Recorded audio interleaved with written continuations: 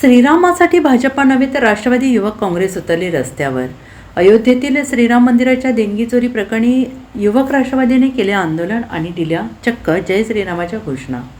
श्रीराम आणि भाजपा यांचे अगदी घट्ट नाते आहेच। रामजनू भाजपाच्या सातबाऱ्यावर असल्यासारखी परिस्थिती आहे। पण सांगलीत आज अनोखे दृश्य पाहायला मिळाले, ते म्हणजे युवक राष्ट्रवादी शरद पवार पक्षाच्या कार्यकर्त्यांच्या तोंडी चक्क जय श्रीरामच्या घोषणा होत्या।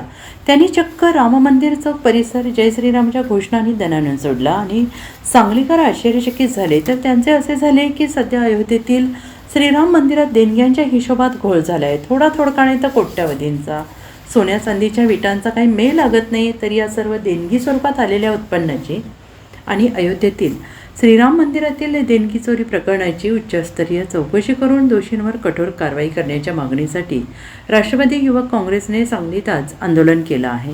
अयोध्येतील श्रीराम मंदिर हे देशातील कोट्यावधी हिंदू बांधवांचे श्रद्धास्थान आहे। अशा पवित्र स्थळी देणगी चोरी झाल्याची घटना अत्यंत गंभीर, दुर्दैवी आणि निषेधार्ह आहे। या घटनेमुळे देशभरातील रामभक्तांच्या भावना तीव्रपणे दुखावल्या गेल्या आहेत। तेव्हा या प्रकरणाची स्वतंत्र, निष्पक्ष, उच्चस्तरीय चौकशी करण्यात यावी। देणगी संकलन विभागाचे लेखापरीक्षण करण्यात यावे। दोषींवर कठोर कारवाई करण्यात यावी आणि ही सर्व प्रक्रिया जनतेसमोर आणावी, अशा आशयाचे निवेदन सांगली जिल्हाधिकाऱ्यांना देण्यात आलं आहे। यावेळी राष्ट्रवादी युवक काँग्रेसचे जिल्हाध्यक्ष विवेक कोकरे, संग्राम जाधव, देवराज देशमुख, महेश कुपाडे, जावेद मुजावर, रामदास जाधव, महेश फडतरे, मयूर पाटील, मनोज जाधव, किशोर गायकवाड, सचिन होतीकर आदी कार्यकर्ते उपस्थित होते। नमस्कार, मी विवेक कोकरे, सांगली जिल्हा राष्ट्रवादी काँग्रेस पक्ष शरदचंद्र पवार युवक अध्यक्ष।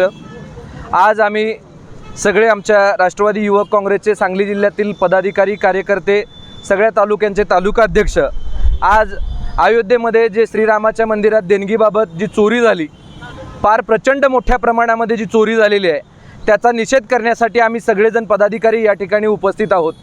खरं तर महाराष्ट्रातच आणि भारतातल्याच नव्हे तर जगभरातल्या तमाम भक्तांचं श्रद्धास्थान म्हणजे श्रीराम आहे। आणि या प्रभू श्रीरामाच्या अयोध्येच्या मंदिरामध्ये प्रत्येक भाविक भक्तांनी आपल्या संसाराचा गाडा हाकत असताना संसाराला लागणाऱ्या पैशाबरोबर प्रत्येकाने आपापल्या रोजीरोटीतून रुपया काढून त्या मंदिरासाठी देणगी दिलेली आहे।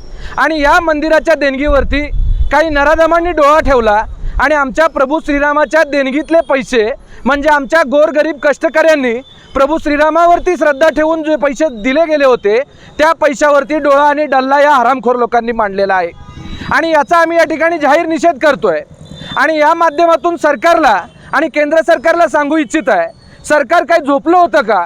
इतके दिवस इतक्या मोठ्या प्रमाणावर, आणि अयोध्येच्या श्रीराम तर सगळ्यांचा भावनेचा विषय आहे, इतक्या मोठ्या मंदिरामध्ये जर अशा प्रकारची चोरी होत असेल, माझं या निमित्तानं आज प्रश्न त्या लोकांना आहे जे श्रीरामाच्या नावानं मतं मागण्यासाठी मतांचा बाजार करतात। या जिल्ह्यातल्या त्याही नेत्यांना माझा प्रश्न आहे, जी लोक फक्त मतापुरतं हिंदुत्व दाखवतात, जेव्हा राम मंदिरामध्ये चोरी होते, देणगीमध्ये चोरी होती आहे, त्यावेळेला हे काही मूग गिळून झोपलेले आहेत का काय?